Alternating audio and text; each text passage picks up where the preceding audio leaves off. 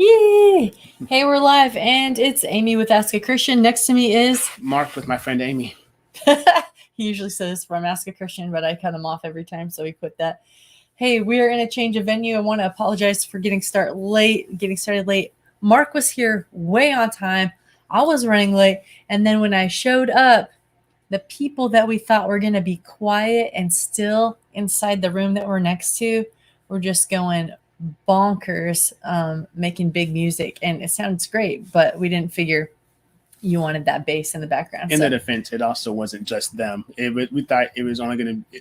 It's about the group is about 5 times as large as we thought it was going to be. Right, we thought it was just going to be 2 people in there doing music. So anyway, that's why we're here in my office, and that's why we are delayed. So thank you for being patient with us and joining us.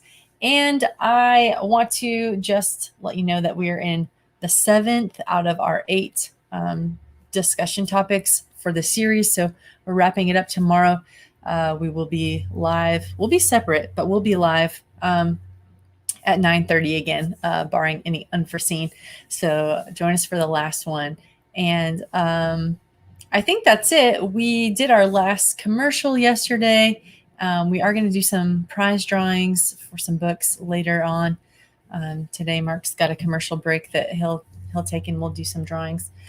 But that's about it. We're coming to the end of the road. And I always think of Boys to Men when I say that. That's what was coming to mind. But I can't let go. You'll notice that we titled this kind of provocatively. I was just going to call it Son of a, but then at the last second I had to do Son of a Man. That's what we're going to be talking about today. If that offends you, this broadcast probably isn't for you. If it's not offensive enough for you, you're in good company, but maybe this broadcast isn't for you. We're not gonna go any place super uncomfortable. We just wanted to let you know that there is a question about whether or not Jesus thought he was the Son of God or not. So we're not going to try to prove that to you today. What we're going to look at is what he thought, what we think he thought, not whether or not he actually was. There's a difference, and we'll get into that in a second. Mark is our discussion leader today. I'm going to be doing the comments. So say hello, ask questions, and I'll see you on there. All right. So thanks, Amie. Quick recap as far as the first couple of lessons. If you have missed them, I encourage you to go back and take a look. But the first one, how do we know what we know? Who was Jesus of Nazareth? Looking at the most reliable sources and looking at what history has to say about this man, Jesus, and what we can rely on, what we can, actually say is credible, or and so that's the first thing. Our second one was Jesus breaks things, and looking at how Jesus kind of was, pushing back, and kind of building on that was, social wild card as far as Jesus not really being the person that would go with the societal norms. Yeah, not what was expected. Yeah, not at all.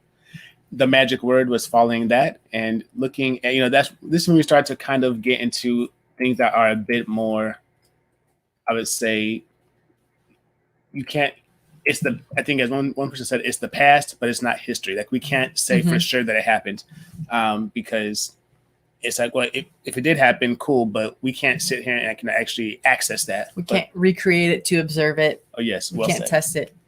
And so that's when we're looking at Jesus as miracle worker or whatever else, or healer, promise keeper. And so the magic word, and so that's such an inside joke. There's a song called Waymaker, and it gets stuck in our heads. So I'm sorry. Okay. It was a good one. No party tricks. Jesus was basically above the fray, saying, look, what I'm coming to do is not really at all, like, you guys are thinking too small. If you think I'm here for any one group, even any one people. And then last night, we were talking about last in line, and looking at Jesus as a servant leader, which really we find out is only the real form of leadership, or the truest form of leadership. And looking at how, even once again, history, some of our greatest leaders, some of them, how they have looked at Jesus and said how he established, a principle of love as far as moving forward. Yeah. I hate to say it. No, I love to say it. That one was my favorite. I hate that I did it. No, but I mean, I found out the most about Jesus because, like I said at the beginning last night, you find out that kind of love really was revolutionary. You think, oh, everybody believes this, everybody thinks this, but it was not the normal way of thinking at the time. And we've carried it on into the West, but made a big impact. And we're going to kind of build on that for tonight. I mean, today and tomorrow too. I think so. So today we get to son of man. The same, different, who knows? And so we're looking at, what did Jesus, from what the records say, what can we credibly believe Jesus believed about himself? How did Jesus present himself? And so it kind of flows right into our first part. Today there's still a question as to, who did Jesus say he was? How did Jesus understand himself?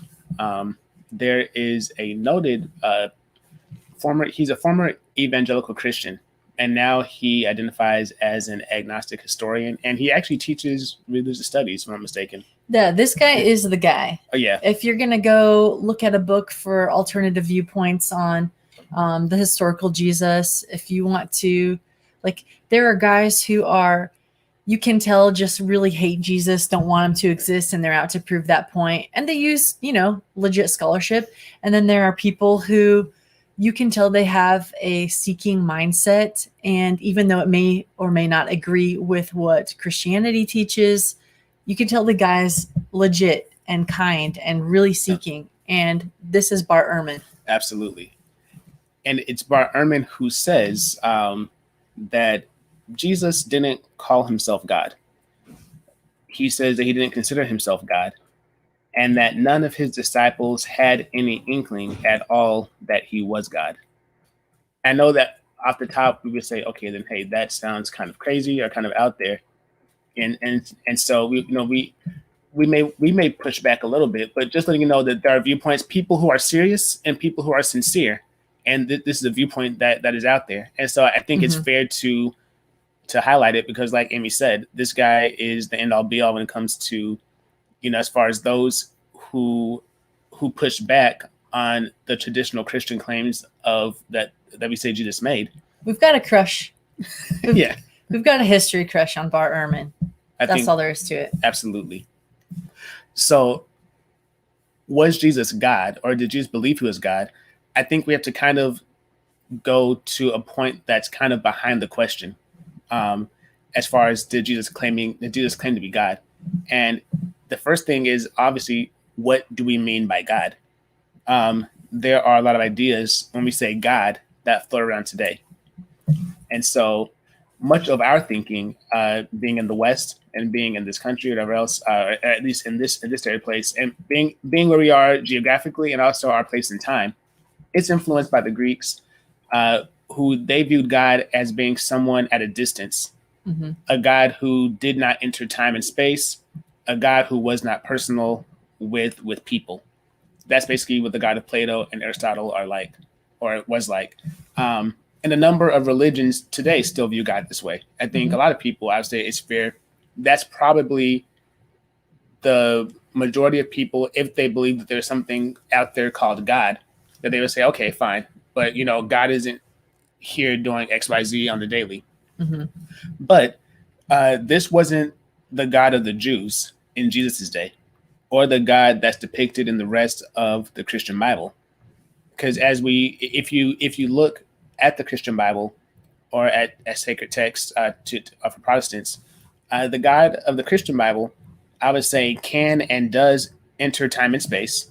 The God of the Christian Bible is interested in self-disclosure, saying that there's nothing that we can get to know about that God unless that God reveals it to us. And that God is very much interested in interacting with people on a personal level.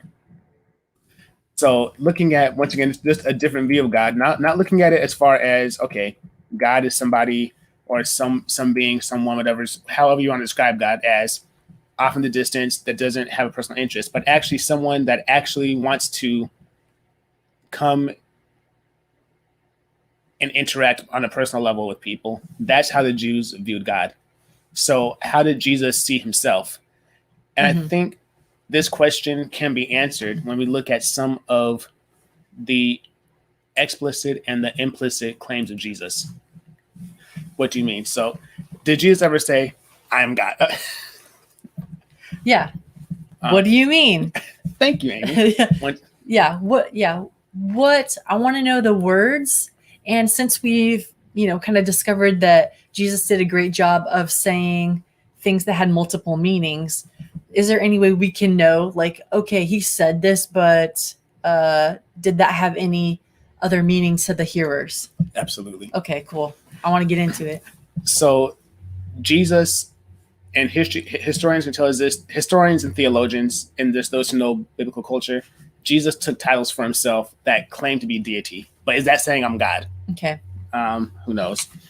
Jesus claimed to have the power or the authority to forgive sin.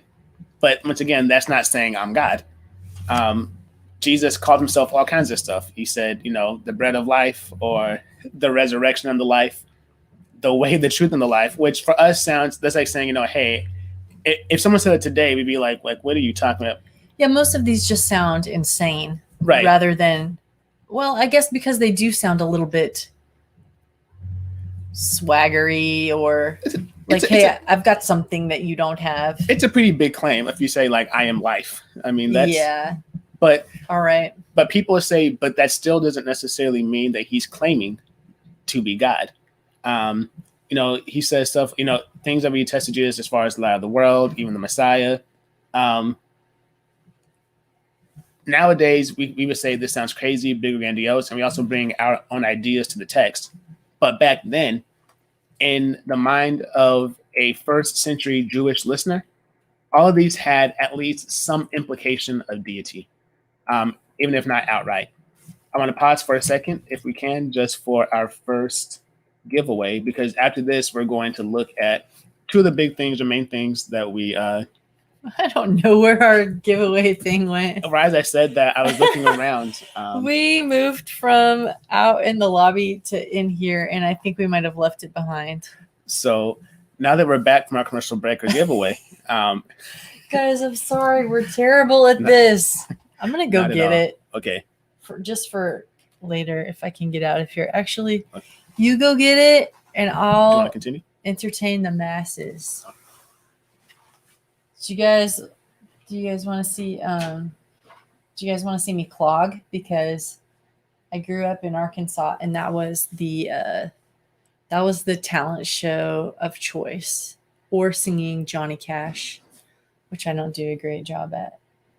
Anyway, human meat sack. Why are you saying rigged? I don't actually know who human meat sack is. I think they're probably a friend of ours, because they're yelling rigged even before it's time. Trust me, if it was rigged, I would have walked away with probably half earbuds. These gifts. Yeah. I wish it was rigged. Just so you know, if you are registered for this, your name is in here. If you're registered, if you are not registered for this, your name is not in here. So, oh my goodness. What's the name of the first book? Oh my. You don't know? But I think it's What If Jesus Was Serious? What If Jesus Was Serious? Yes. And then there was another one that was a visual depiction of something. This is what happens when you move. Yeah. Sorry, guys. But you'll like even though I don't have the title right now, we will have the title before this ends. And we know that these books will be enjoyed because they're pretty official.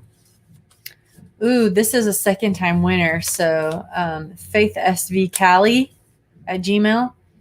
You have won one of our ebooks. Please email me at askachristianfriend@gmail.com.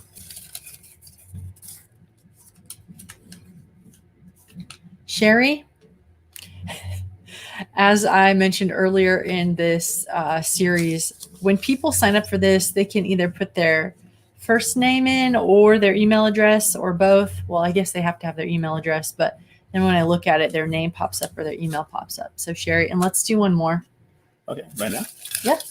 Okay. Or you want to pause later? I did. I thought we were going to. Oh, we can. okay. That's our first drawing. We'll take those out for now. And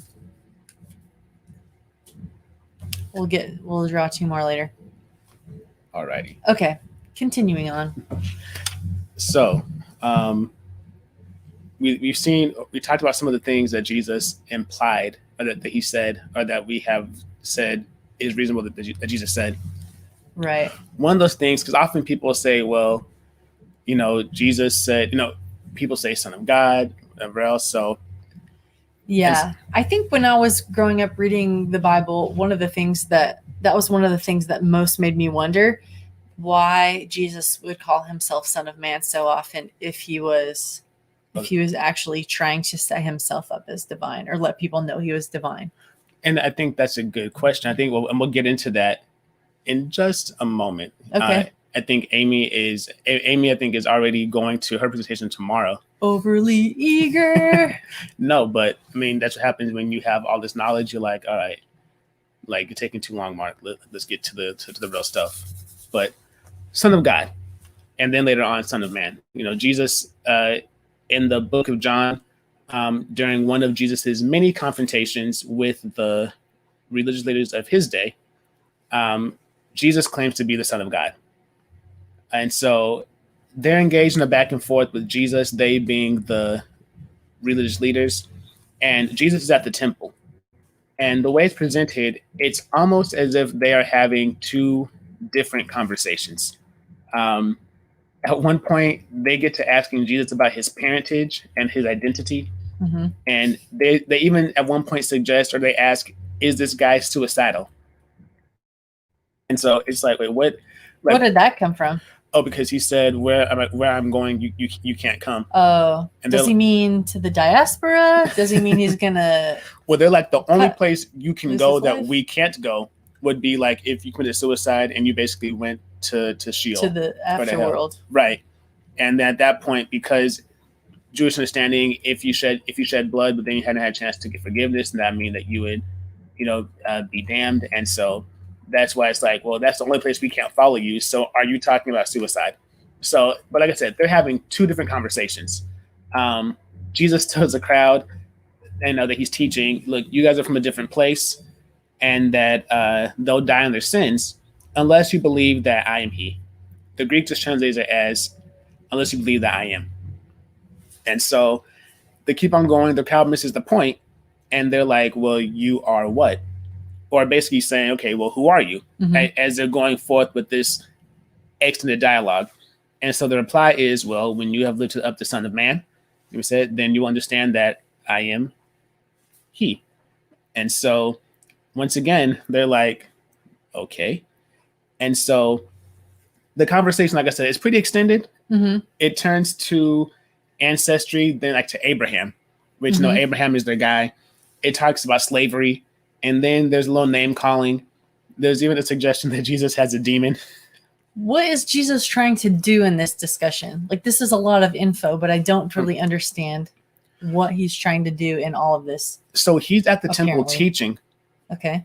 And it seems as though the religious leaders are like, okay, we don't really like what you're teaching. So they're interrupting him kind of. So it's almost like you have one group that's hanging on to his every word. Mm-hmm. You have some people who are like, wait, we don't really like where this is going or what you're mm-hmm. trying to suggest. And so it's almost like you have a heckler in the crowd that keeps on interrupting you. Jesus is like, look, I'm just trying to get through my point.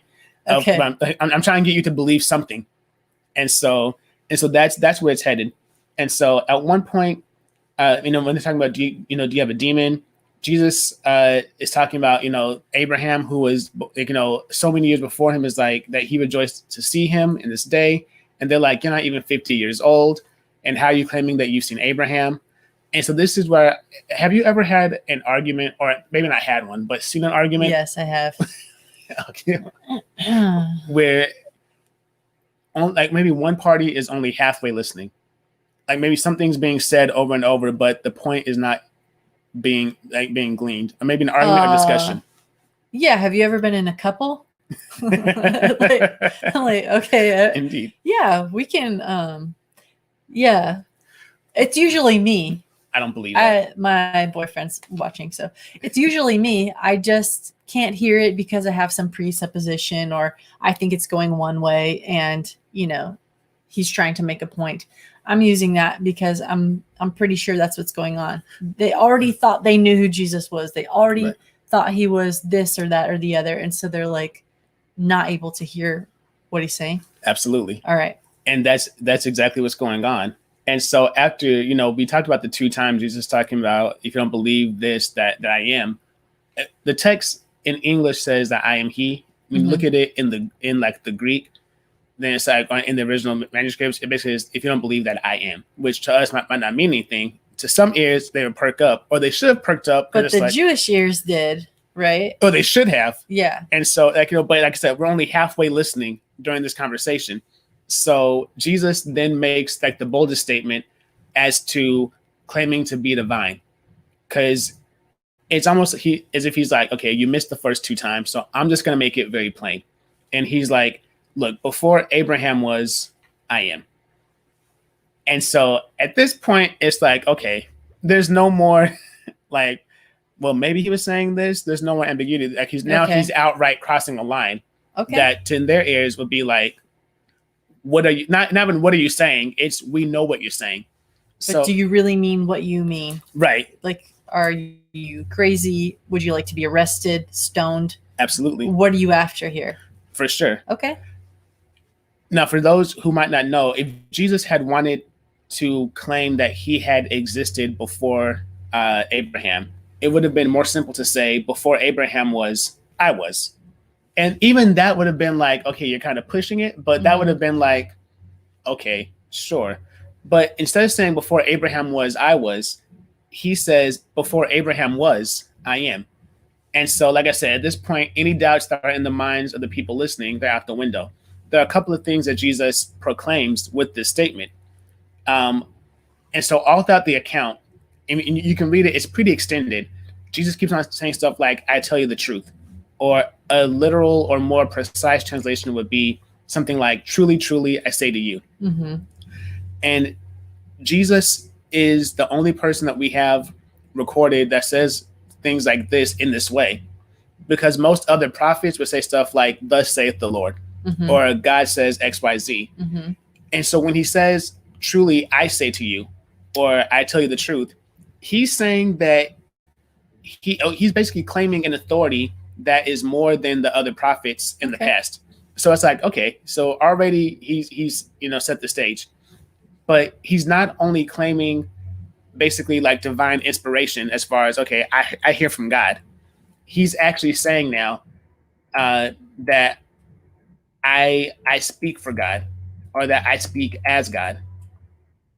Jesus later on, the second thing says, he says the whole thing about I am. He suggests that, as far as that he's eternal, that he was before Abraham was, that he didn't say he was, he says I am. Mm-hmm. And so he draws a contrast. Don't forget, Abraham is the guy that's the end all be all. And so he's like saying, look, Abraham was created, was temporal, but I am uncreated, I'm eternal. And so these are attributes that only God would have. If you're going to say that you are eternal, if you're going to say that you are uncreated, people are going to already kind of know, hey, we see where you're going now. But the third thing that would have really rung in their ears, by saying I am, Jesus is claiming for himself the personal name for the Jewish God. That's what I wish you would have led with. Okay. Now it's starting to make sense. Okay. I'm not a detractor. I'm not a heckler myself. I just trying to put this all together. Where are we going? Yes, where are we going? Okay. Okay. So what is I am? Why is that such a huge statement? It's like, it doesn't sound like much to me.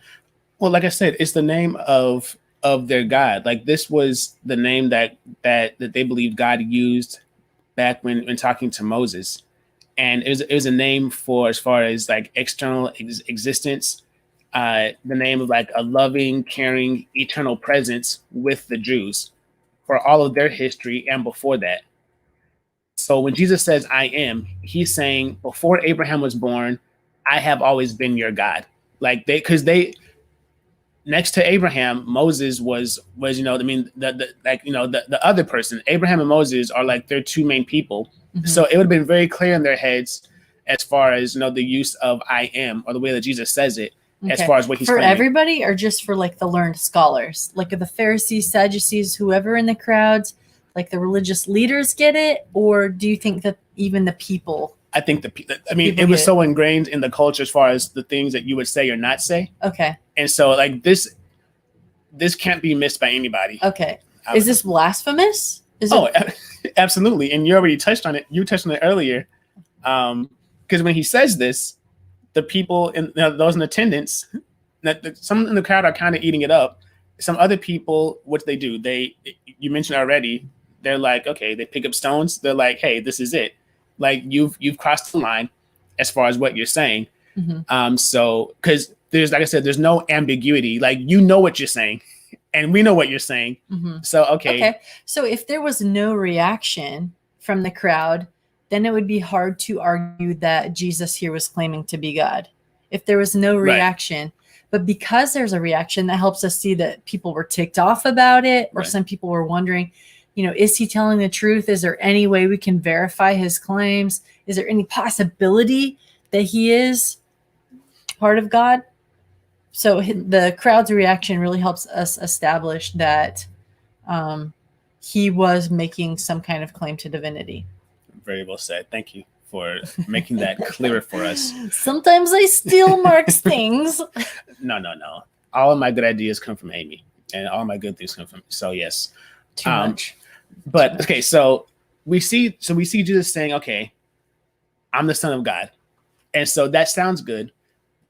But most of the time, when you read the stuff that we have declared to be the most reliable sources, Jesus is saying he's the Son of Man. And so I want to get into that after we take a quick break for our last giveaway for today. More book drawings. More book drawings. We'll do the same two that we mentioned earlier. Okay. Greg Richmond, we have a book for you. Oh, that's Mark played a trick. There's not one on there. I think that one was for me then. And Krista.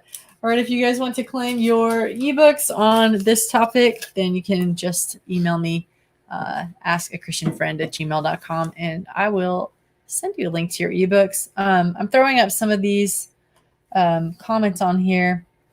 Human Meat Sack asks, how do we account for all the people who have claimed they are Jesus in the last 2,000 years? Are we going to touch on that? We weren't going to touch on, claiming to be Jesus, I would say, that's like me claiming to be Amie. Oh, so did you mean claiming to be Jesus, or did you mean claiming to be God, or like a reincarnation of Jesus? Yeah,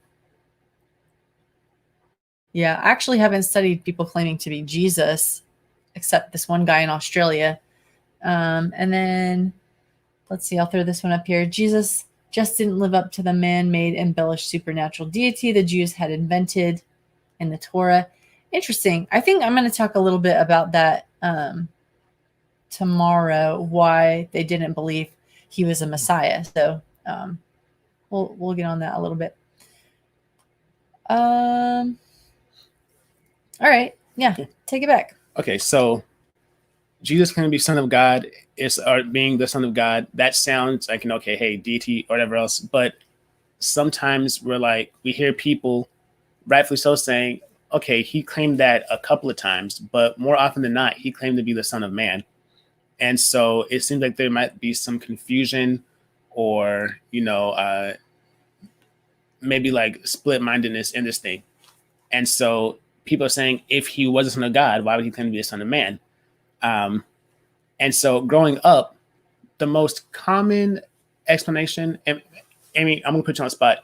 Growing up, what did you hear? Because I just want to see if we grew up maybe the same way, or maybe heard some of the same things, not necessarily from those closest to us, but just what was the common thing that we heard? Why did you just say Son of Man? If Son of God, Son of Man. Okay, so I grew up with a conservative Christian background.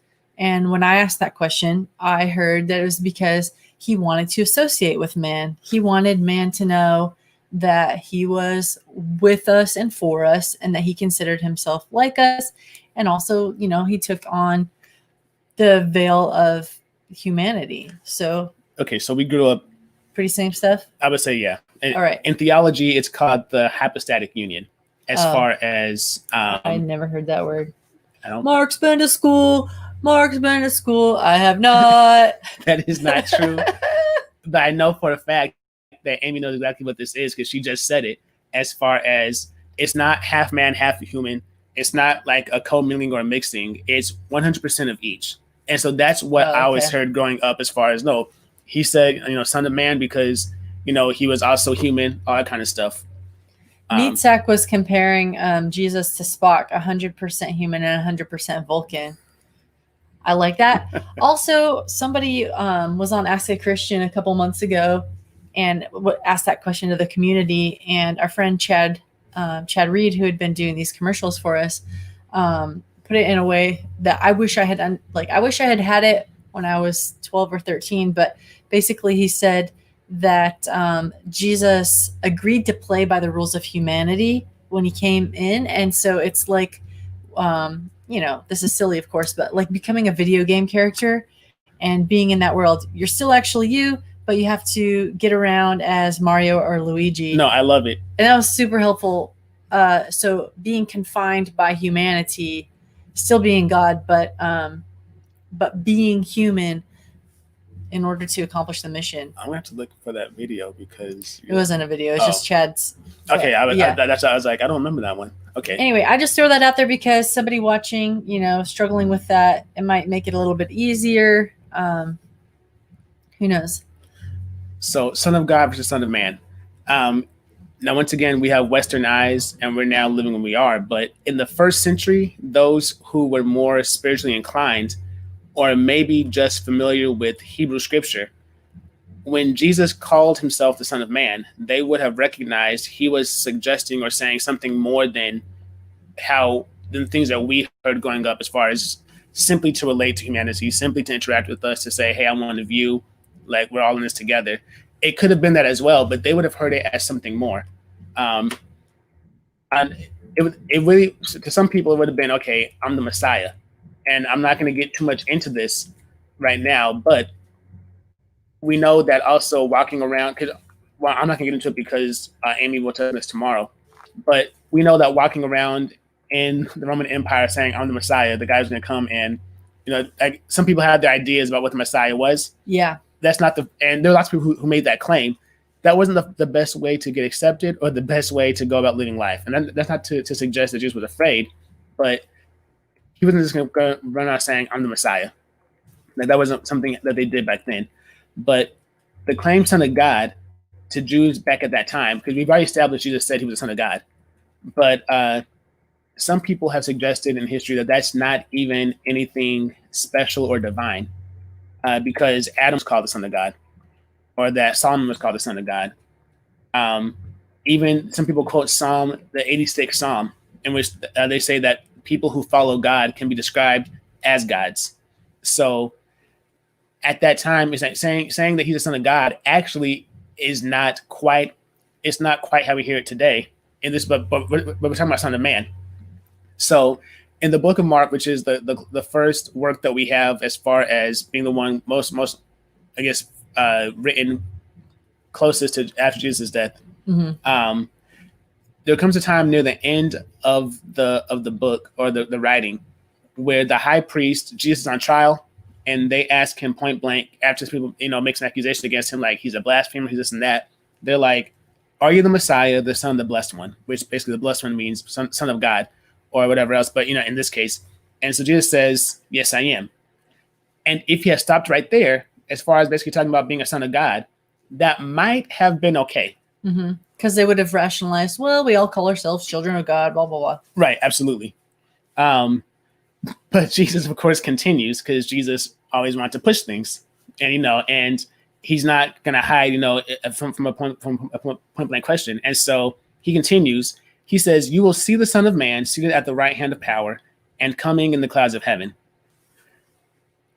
And so if you notice, when he says he's the Son of God, they don't say or do anything. You can go back and read it in the book of Mark, chapter 14, verses 60 to 64. But At this point, he says, you'll see the Son of Man, in the clouds with lots of witnesses. It's at this point that they're like, we don't need any more witnesses. This guy deserves to die. But what would make them respond like this to him saying, I'm the Son of Man, if Son of Man means, hey, I'm one of you guys, I'm in this together, whatever else. And the phrase Son of Man actually comes from the book of Daniel. And Daniel was an Israelite prisoner of war who had been forced to live and work in the Empire of Babylon. It's another work. And while he's living in Babylon or working there, Daniel has a dream. And he writes down this dream. And all this can be found in what we've divvied up as the 7th chapter of Daniel.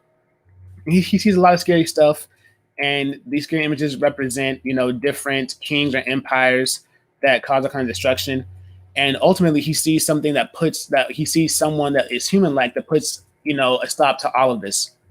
And so ultimately, and that is what he describes as one who, with human form, one who looks like a human. Some have said the Son of Man.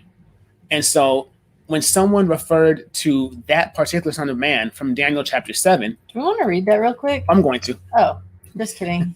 No, but he's giving you a preemptive, and I'm like, well, let's just tell them the real words. Oh, yeah.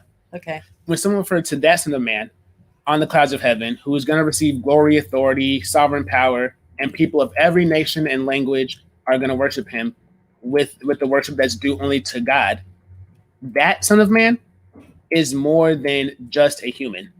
That's divine, or he's divine. And so when Jesus calls himself the Son of Man, it isn't just a reference to his humanity, if at all. I think it was actually Dr. Nabil Qureshi. Rest in peace. Rest in peace, indeed. And he actually argued that in the Jewish context, Son of God was a human claim, and that Son of Man was actually a divine claim. And so we can better understand. Okay. Because everyone's, we're all children of God, all sons and daughters of God. But Son of Man, that was very particular. And so when we read Daniel chapter 7, we'll have a better understanding as to why this was so hard on their ears. Daniel 7, looking at verses 13 and 14, it says, I saw one like a human being coming with clouds of heaven, and he came to the Ancient One and was presented before him. The Ancient One talking about God. To him was given dominion and glory and kingship, that all peoples, nations, and languages should serve him. His dominion is an everlasting dominion that shall not pass away, and his kingship is one that shall never be destroyed. I just put it in the chat for you guys if you want to see it. Just, Bible language is not everybody's cup of tea, and sometimes it's hard. But I just wanted to point out that he is the Son of Man. The Son of Man was given authority, glory, sovereign power. All nations and peoples of every language worshiped him. So we're talking about sovereign power. We're talking about worship. We're talking about a dominion that will not pass away.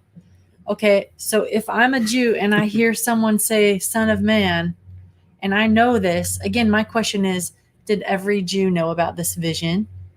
Did every Jew know about this writing, or is it just the learned ones? Everyone should have known about this one and probably would have. The learned ones, like I said, anybody who's in any way religiously inclined, which this is the culture, they would have known, like, hey, like, we know what you're saying with this. Like, okay. They would have been familiar. Okay. And so this one, so basically it's saying, look, he's going to be worshipped. Like, obviously you don't worship anybody who's human. So he's saying, I'm God. And so this basically Jesus claiming, like, I am God. I'm going to be this all encompassing person that will never be destroyed, that's worthy to be worshipped by every nation, tongue, tribe, whatever, like, however you want to describe it.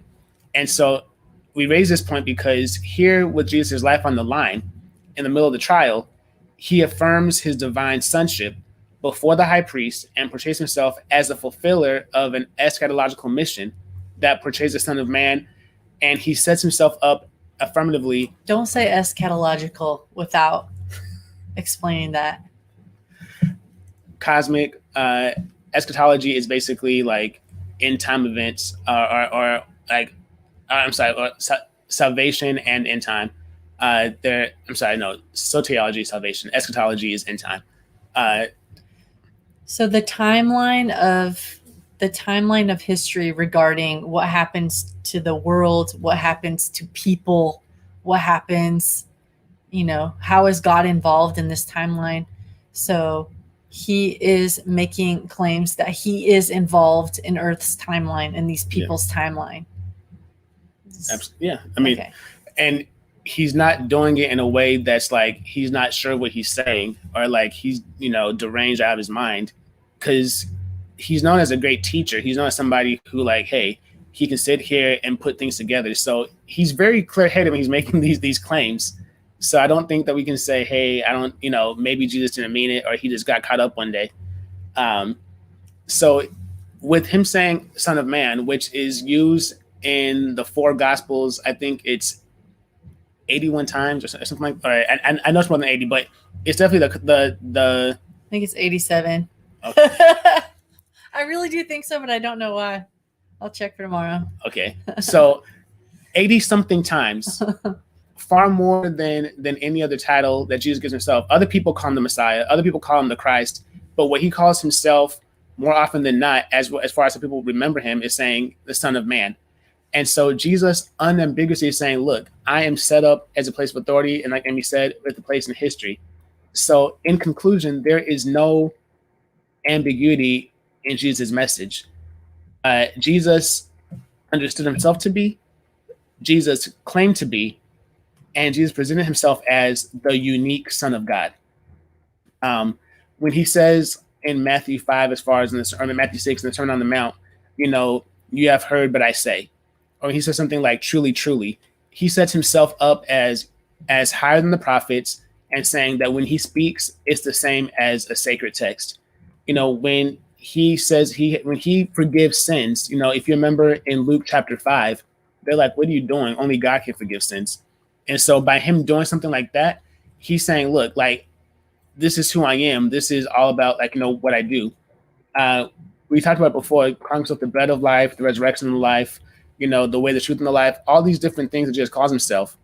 He's making it very plain of who he believes himself to be, and how he wants to present himself to those around him in that world. And those people back then, like I said, those who are inclined or have any kind of spiritual inclination, they would have caught they this. knew Daniel. They knew Daniel. Every Jewish kid gets these stories of these great heroes of the Bible. Daniel was one of those great heroes of the Bible.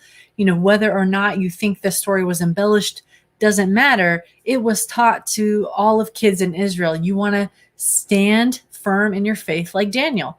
So when we get to the New Testament, these stories have not been abandoned through the years. So everyone knows the stories of Daniel. Everyone knows the prophecies of Daniel. Everyone knows that this is talking about this coming kingdom of the Lord that they're all looking for. So of course they would know. They would know this great vision. I would say so. Coming from my own biases, and so trying to lay those aside as much as possible, and looking at the best records that we have, or at least like the best sources that we have, and looking at if we say these things are credible, it seems clear to me that Jesus believed that he is whatever term you want to use, the unique Son of God, and that while we're all children of God, that there was something unique about his sonship, or his role, or his title as a Son of God. When it came to Son of Man or Son of God, it's the same thing, but it's different in that the one that we think is, kind of being, okay, hey, he's being a little better. It's actually like, no, he's making actually some very serious claims. Where I stand today, and I always reserve the right to be smarter tomorrow or more informed tomorrow, it seems pretty clear to me what Jesus believed.